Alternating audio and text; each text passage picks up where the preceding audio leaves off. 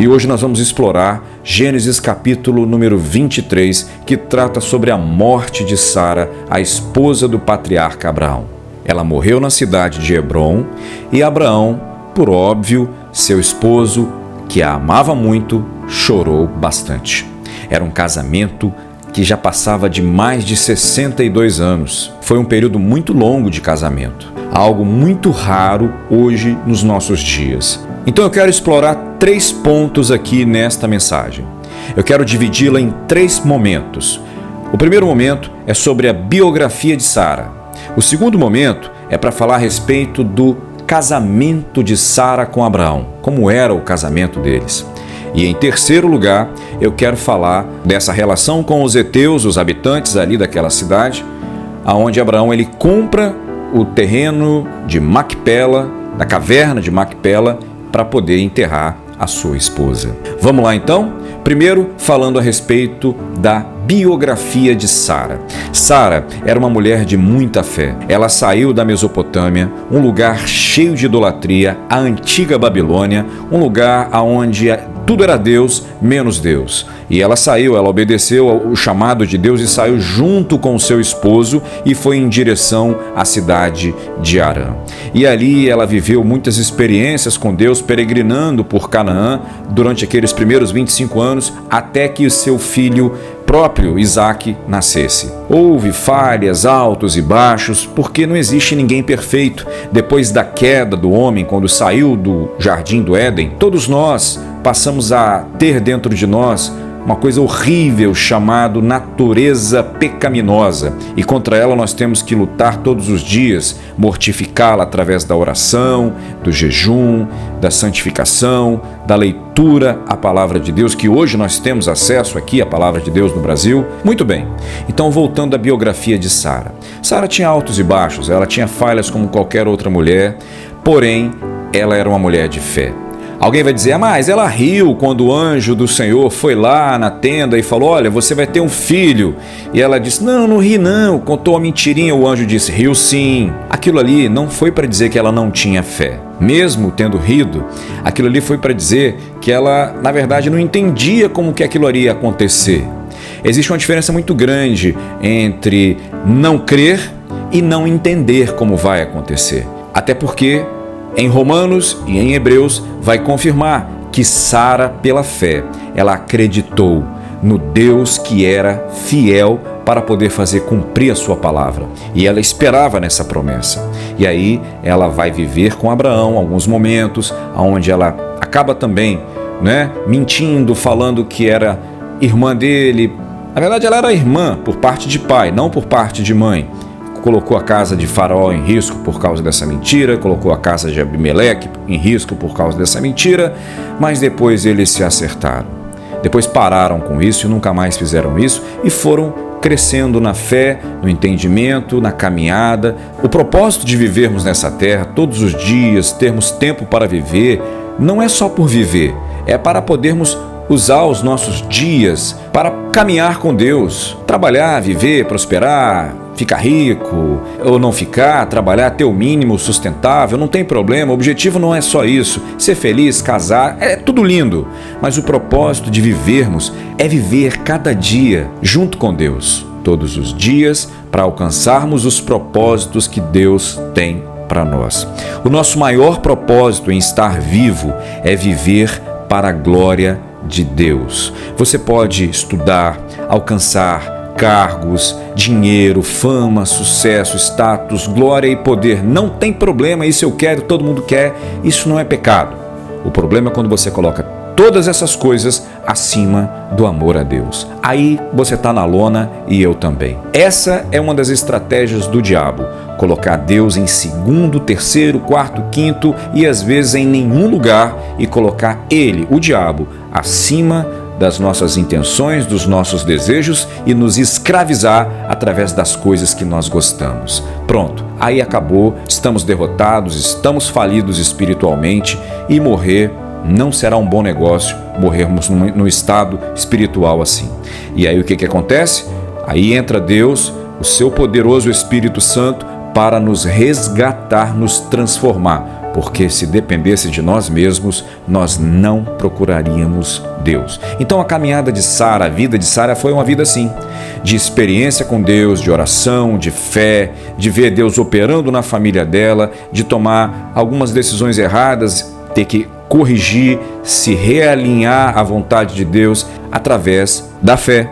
Então, uma coisa interessante que a gente aprende aqui, nós não somos perfeitos, somos pecadores. Então não devemos buscar perfeição nesse sentido. Mas você tem que entender uma coisa, o pecado na nossa vida não tem que ser algo premeditado. O pecado na nossa vida tem que ser um acidente. O que precisa ser uma regra de fé e prática na nossa vida é querer todo dia se santificar. Se santificar é se separar daquilo que não agrada a Deus. E o que é que não agrada a Deus? O pecado, tudo aquilo que corrompe e destrói a nossa relação com Deus. E como é que eu sei o que é pecado e o que é que destrói a minha relação com Deus? Estudando a Bíblia, estudando a palavra de Deus. Eu não creio na Bíblia. Sinto muito, é o seu direito. Eu e minha casa serviremos ao Senhor, Josué disse, né? Então você faz as suas escolhas e colhe com base em cima das suas escolhas. E Sara aprendeu a escolher Deus. Como diz aquela música, todo dia o pecado vem, todo dia vem as tentações, mas eu escolho Deus. E é fácil? Você fala que escolhe Deus, ao mesmo tempo o diabo já vem com os seus exércitos malignos para tentar te destruir, para tentar me destruir. E aí, nós vamos vencê-lo como? Na nossa força? Não, nós vamos vencer pela força do Deus Todo-Poderoso, que é infinitamente mais poderoso do que o diabo e seus asseclas. Então, não há desculpa para dizer que nós estamos com o exército mais fraco. Não, aqueles que estão com Cristo, fazem parte do exército campeão. É o exército dos vencedores. Mas morre, tem doença, pega câncer, perde família, morre, tem problema, acidente. Infelizmente, não estamos imunes aos problemas dessa vida. Mas o apóstolo Paulo vai dizer uma coisa muito interessante. Viver para Cristo é uma bênção e o morrer em Cristo é lucro. Você fecha os olhos aqui e acorda no paraíso. Tem base bíblica? Claro que tem. O ladrão na cruz, para onde ele foi? Em instantes, quando morreu? Para o paraíso. Por quê? Porque Jesus não é mentiroso. Ele era a própria verdade. Ele disse, meu filho, hoje mesmo você vai ver o que é paraíso. Um ladrão, um cara que não teve tempo de fazer um jejum, não foi em nenhuma madrugada, em nenhuma igreja, um cara que nunca fez nenhuma caminhada para Deus, um cara que nunca fez nada para Deus, ele apenas creu. Isso é fé, o que movia Sara e o que movia Abraão.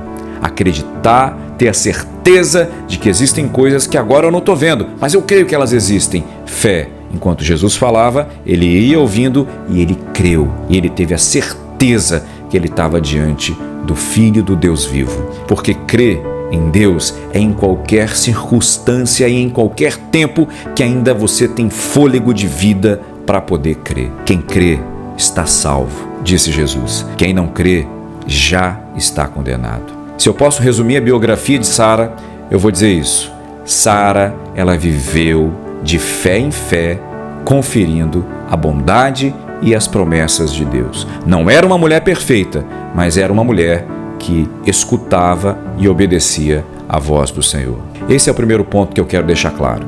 O segundo ponto, eu quero falar sobre o casamento de Abraão e Sara. Para falar do casamento de Abraão e Sara, eu preciso levantar aqui 7 princípios bíblicos que todo casado precisa se esforçar para obedecer para que seu casamento seja abençoado, melhorado e aperfeiçoado. É verdade que Abraão e Sara, eles também tiveram dificuldades para viver algum desses princípios que eu vou falar aqui agora. Mas eu quero dizer o seguinte, que a maioria desses princípios eles viveram. Falharam em alguns, mas se consertaram, mas a gente aproveita tudo para a gente aplicar na nossa vida também.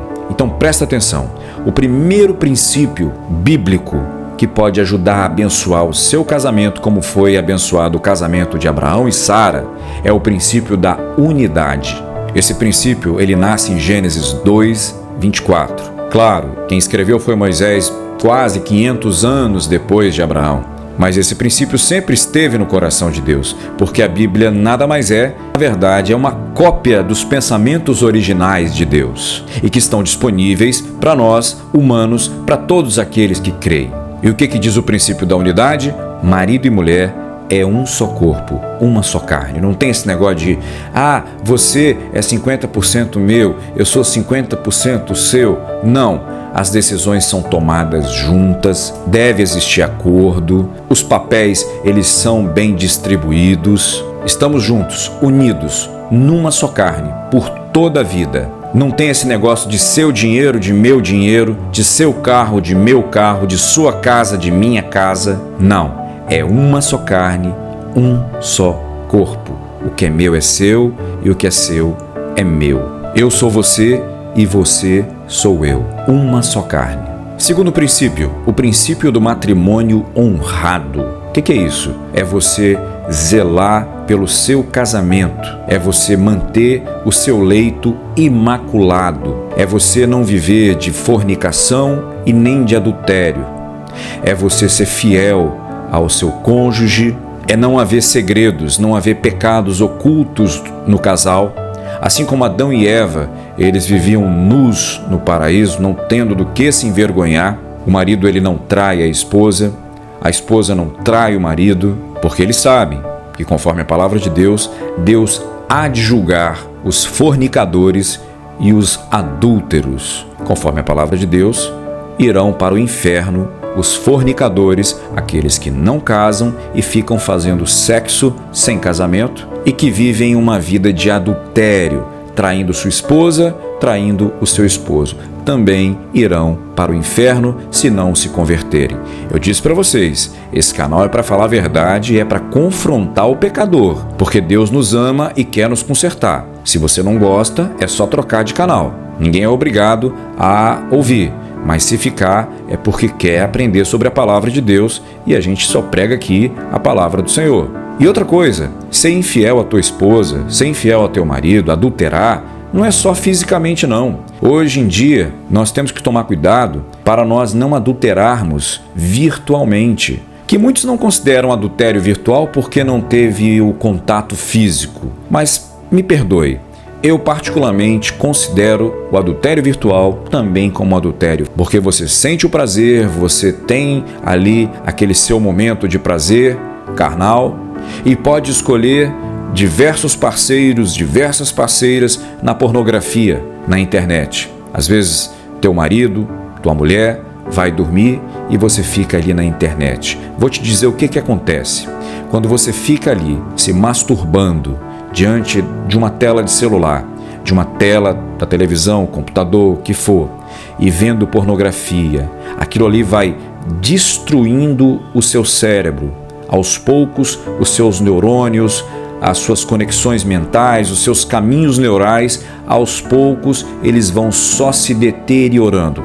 Quem é muito bom para falar sobre isso são os médicos, os psicólogos, e o que eu estou falando aqui como leigo, apenas do que a gente lê na internet. Mas, de fato, isso vai destruindo o teu cérebro. E isso é como uma droga. Isso vai te viciando, e muitas vezes você é um jovem, está na pornografia, está ali se masturbando todas as noites, noite sim, noite não, e às vezes você pensa, quando eu casar isso vai acabar. E não acaba. Você casa e você continua fazendo essa prática. Tua mulher vai dormir, você espera ela dormir, ou o teu marido vai dormir e você vai lá se masturbar diante de uma tela, porque você quer ter aquele prazer, que aquele prazer é uma forma de escapar do seu estresse, escapar dos momentos de aborrecimento que você tem durante o dia.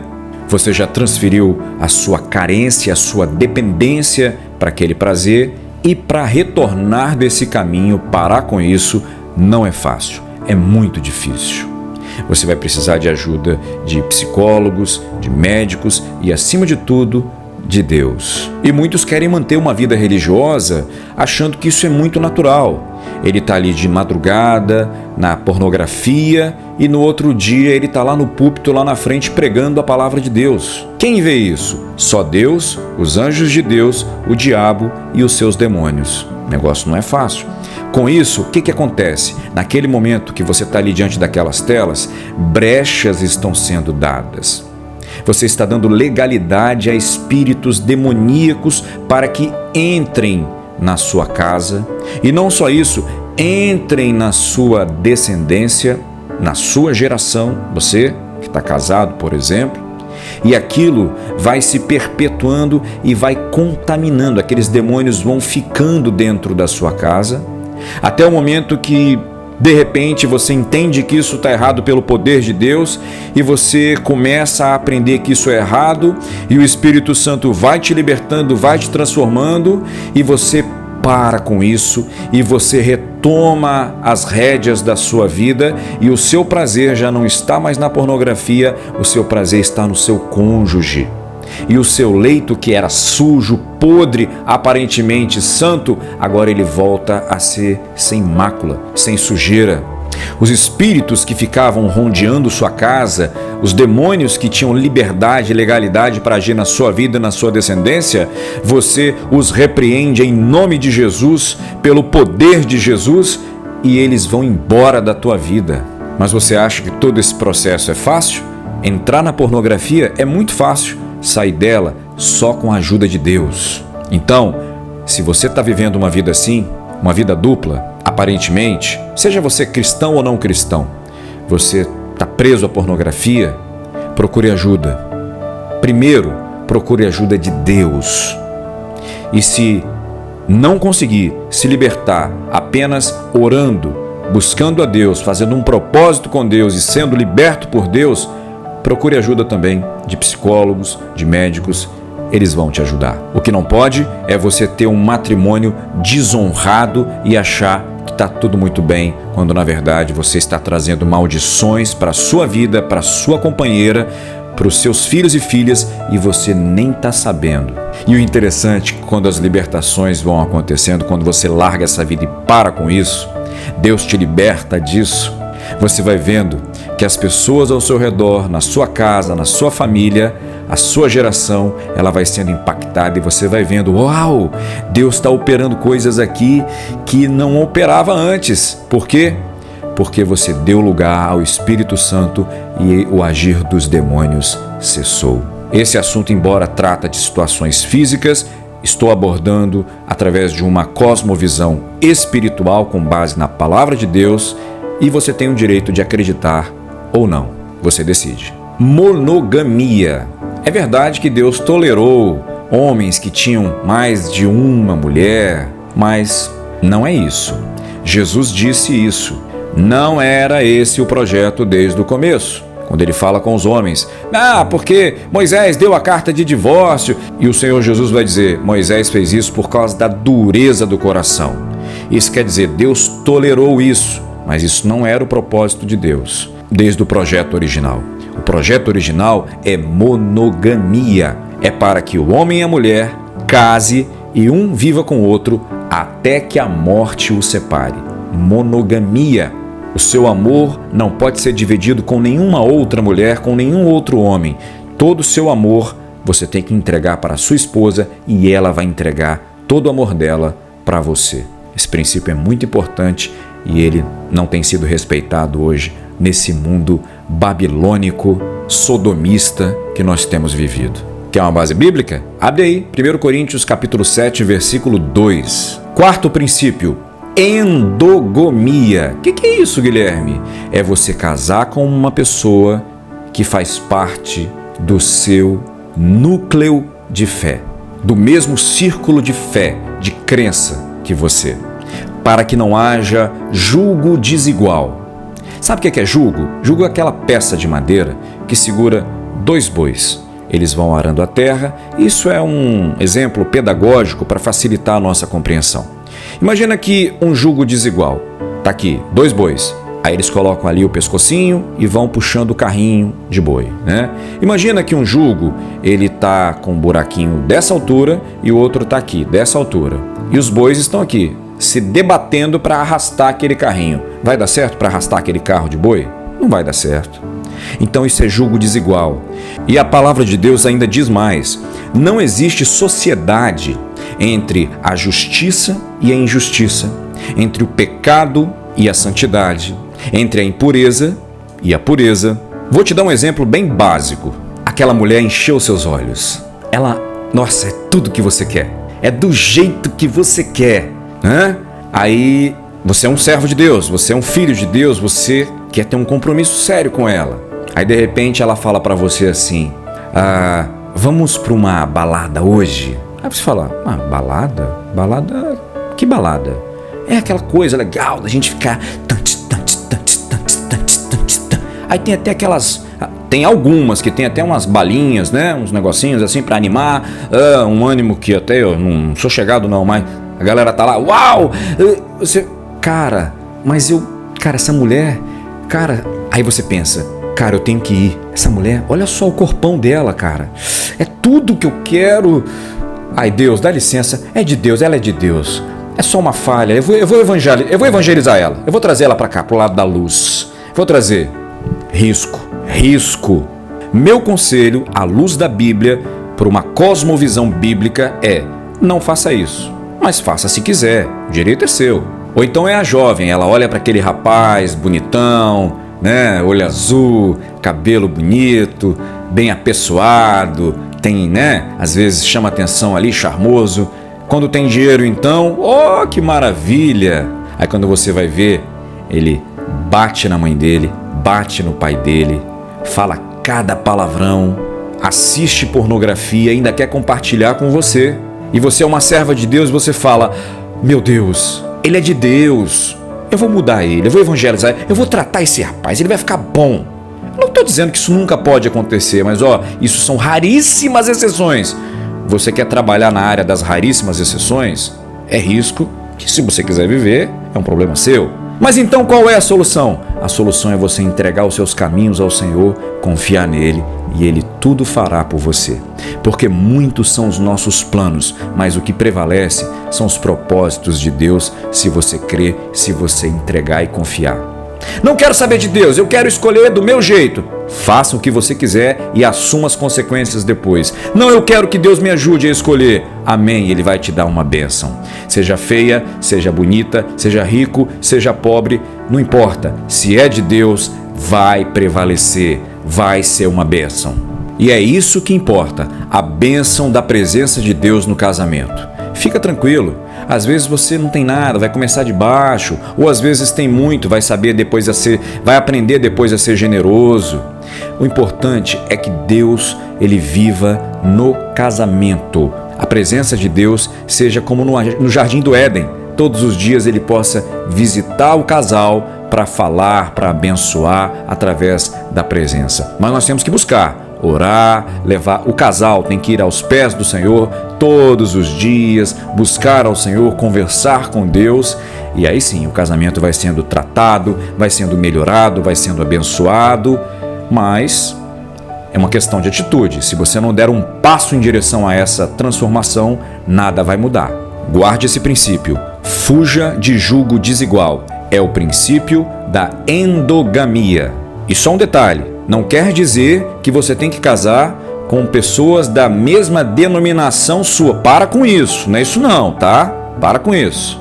A minha esposa, por exemplo, ela veio de outra denominação e casou comigo. Não tem isso. Poderia ter sido eu, saído da minha, indo para casar com ela, na dela. O que importa é que você case na presença do Deus vivo e viva os princípios do Deus vivo. Agora eu te pergunto, a denominação, o lugar que não tem nem tanta relevância, vive os princípios do Deus vivo? Se tiver alguma mulher aí que te interesse, é com você.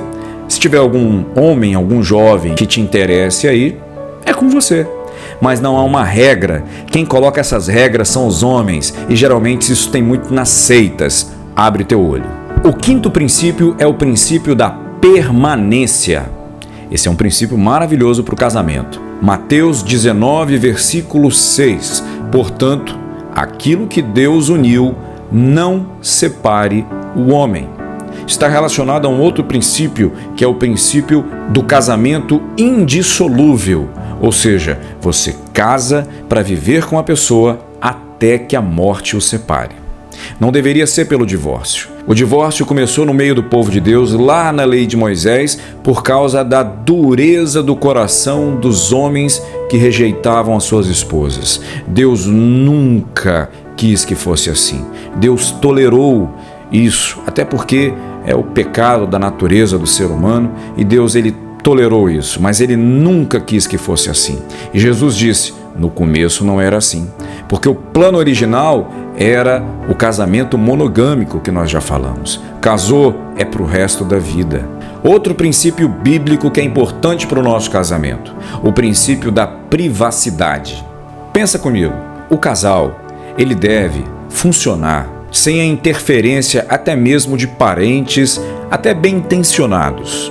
Casamento é um ciclo sagrado.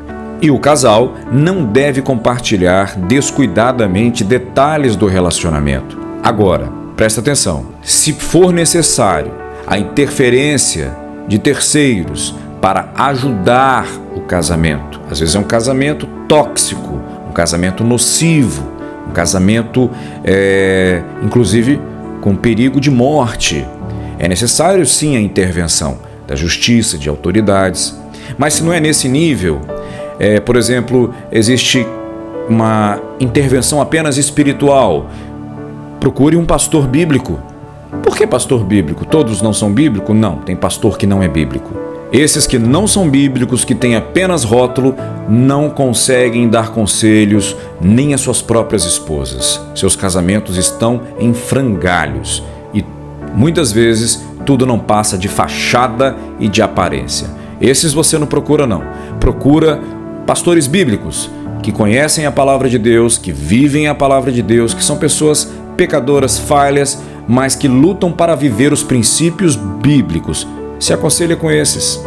Se for também o caso, procure psicólogos, terapeutas, médicos, porém pessoas profissionais que estejam alinhadas aos princípios bíblicos. Existem aos montes que pode te aconselhar. Todavia, esses conselheiros devem estar em harmonia com a palavra de Deus. Porque se for para te aconselhar a fazer coisas que fogem à palavra de Deus, aos princípios bíblicos, é melhor que você continue procurando pessoas mais capacitadas. Outro princípio bíblico é o princípio da exclusividade. É isso aí. No casamento, marido e mulher se tornam propriedades um do outro em regime de pertencimento permanente. Tem base bíblica isso? Claro que tem. Cantares de Salomão, capítulo 6, versículo 3: eu sou do meu amado e o meu amado é meu. Não é aqui propriedade no sentido de objeto, joga para lá, joga para cá, faz o que quer, de maneira nenhuma. Isso é gente doida. Eu estou falando no sentido mais nobre da palavra, não é? A propriedade aqui no sentido de pertencimento, de saber que é amada, de saber que é amado, que tem alguém por ele, alguém por ela. Nesse sentido, você é minha propriedade e você é minha proprietária. Entendeu?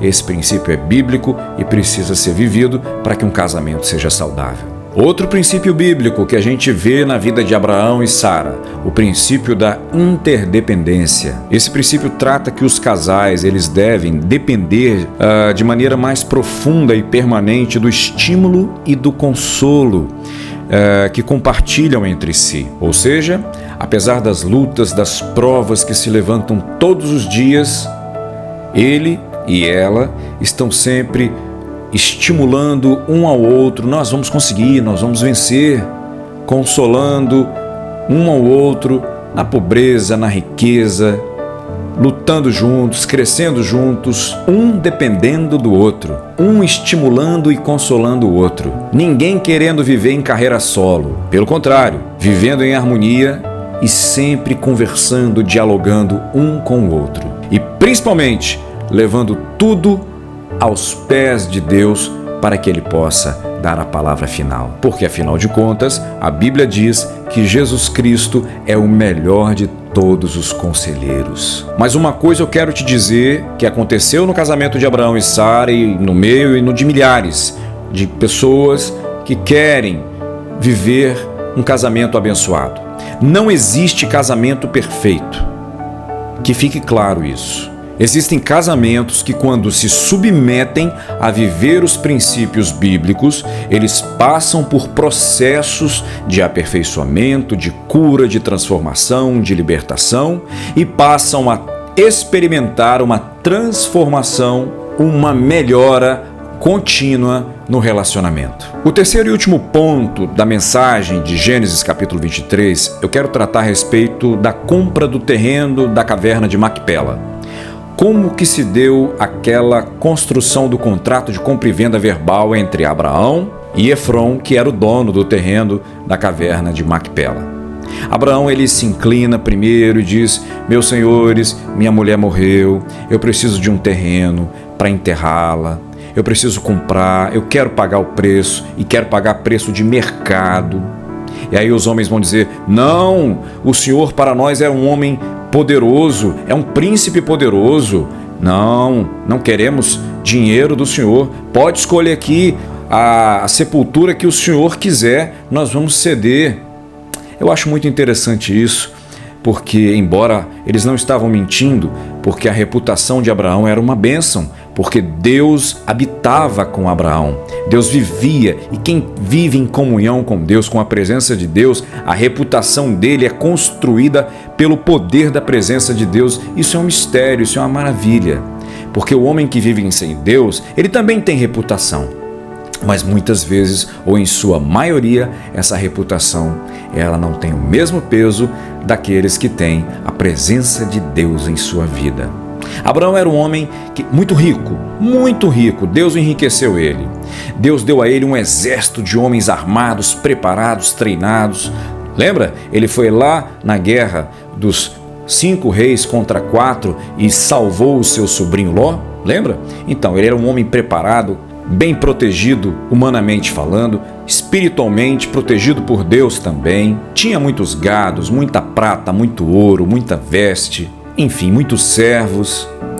E aqueles homens ali do lugar, eles reconheciam que Deus habitava com ele. Eles reconheciam que ele era um homem de Deus. Mas ele não quis se valer, se vangloriar da sua reputação. Ele não quis explorar de ninguém. E hoje a gente vê quantas pessoas querem explorar das outras pessoas. Às vezes tem dinheiro para comprar, mas quer explorar, porque a ganância é tão grande que ele não quer gastar do dele, ele quer usufruir do outro. Isso faz parte, infelizmente, da nossa natureza caída, mas nós temos que lutar contra isso. E Abraão não era assim. Eu quero pagar o valor de mercado. Aí ele diz: olha, mas intercedam aí para o dono do terreno, para Efron. E eles todos estavam assentados à porta da cidade. Havia uma reunião de homens ali. Era muito comum que as autoridades, os homens de posses, eles ficassem sempre em reunião, sentados à porta das cidades. Naquela ocasião era assim, era um hábito. E Efron, ele ouviu o pedido de Abraão e ele disse: não, meu senhor, escute. O meu terreno, aquele lá, eu vou te dar, pode pegar, é seu. Aí Abraão se encurvou, abaixou ali e falou bem alto para todo mundo ouvir: escute, meu senhor, eu quero pagar. E aí Efron, dono do terreno ali que tinha a caverna de Macpela, inclusive essa caverna está lá até hoje, você pode ver aí nas imagens, hoje ela está coberta por essa construção que o rei Herodes fez, há cerca de 2000 anos atrás. Efron vai dizer para Abraão: meu senhor, esse terreno aí vale umas 400 barras de prata, mas o que é isso entre nós? Aí Abraão escuta aquilo e chama os seus servos e vai pesar ali aquela quantidade para poder pagar em prata. Deu aproximadamente 4,5 kg de prata. Se nós comparássemos ao quilo da prata, que está em torno de R$ 6.800 hoje na internet, aproximadamente, seria um terreno de aproximadamente R$ 30 mil. Não tão caro, não tão barato, mas era o valor que Efron colocou à disposição para que aquele pedaço de terra fosse propriedade de Abraão, para que ele enterrasse ali a sua esposa Sara, que mais tarde serviria também de sepultura para ele próprio Abraão, para Isaque, para Rebeca, para Jacó e para Leia. Mas e a Raquel? Não era esposa de Jacó? Raquel foi enterrada em outro lugar, lá em Belém e a gente pode falar disso depois. Mas uma coisa muito bonita que eu vejo nessa parte é a questão do relacionamento de Abraão com aquelas pessoas. Abraão era um estrangeiro. Nem todo estrangeiro tinha aquela moral, aquele relacionamento, podendo entrar e sair para lá e para cá. Abraão tinha a presença de Deus na vida dele e tinha os sinais que Deus habitava com ele. Deus prosperou a vida dele, Deus enriqueceu e ele tratava muito bem aquelas pessoas. E eu aprendo aqui outra coisa. Abraão, o rico, milionário, podre de rico, como muitos costumam usar essa expressão, mas um cara muito humilde, muito humilde. É possível existir pessoas ricas, pessoas muito poderosas, cheias de posses e humildes, mas na grande maioria não é assim. E Jesus disse que é mais fácil passar um camelo no fundo de uma agulha do que um rico entrar no reino dos céus. Mas Abraão, ele sabia que tudo era passageiro. Toda aquela prata, ouro, posses, servos, servas, animais, exército, armas, tudo que ele tinha, tudo ia ficar. Ele estava com o coração, era na terra celestial. Ele queria era viver com Deus para sempre. Ele sabia que tudo aqui ia passar. O testemunho de Abraão, a reputação que Deus deu a ele.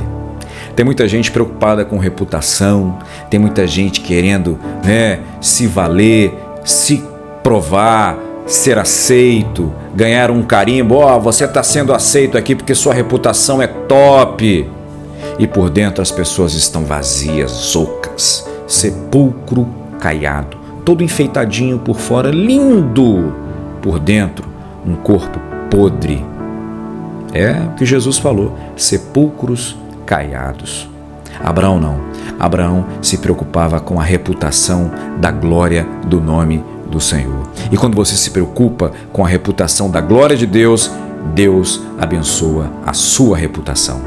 Pode acreditar. Que isso, senhor Abraão? O senhor é um homem poderoso. Não faça isso. Não queremos o teu dinheiro. Hoje tem muita gente que na primeira oportunidade, quando aparece uma situação de dinheiro, é de Deus, eu quero, é de Deus. Prefere isso. Prefere o dinheiro do que cultivar bons relacionamentos. Prefere o dinheiro do que cultivar pontes. Prefere o dinheiro e construir muros dividindo pessoas do que criar relacionamento, comunhão. Abraão era um cara de criação de pontes, de relacionamento. Nem tudo é dinheiro. E hoje você vê muita gente que fala que é de Deus, que prioriza o dinheiro, prioriza as posses, perde amizade fácil, por causa de pequenas coisículas. Está me devendo R$1. Não ama seu irmão, não perdoa, não ajuda, não socorre. Vai chegar a hora que o justo juiz vai tratar com cada um conforme as suas obras. Que Deus nos abençoe. Gênesis 23 está aí. Eu quero te pedir uma coisa. Me ajuda a compartilhar a palavra de Deus. Pega essa aula, compartilha com todo mundo. Multiplica isso. Às vezes a gente manda um monte de coisa que não traz edificação. Compartilha a palavra de Deus. Você vai estar sendo um missionário. Faz isso. Quer virar um missionário agora? Pega essa aula e compartilha com seus amigos nos grupos de WhatsApp. Manda para todo mundo. E quem crer na palavra de Deus, que seja muito abençoado com esse conteúdo. Quem não crer, eu respeito. É o direito de cada um. A gente se vê em Gênesis 24, o casamento de Isaac e Rebeca. Vai vir muita coisa boa por aí. Já para a Bíblia fica por aqui. Um grande abraço, um beijo no coração e até lá. Tchau, pessoal!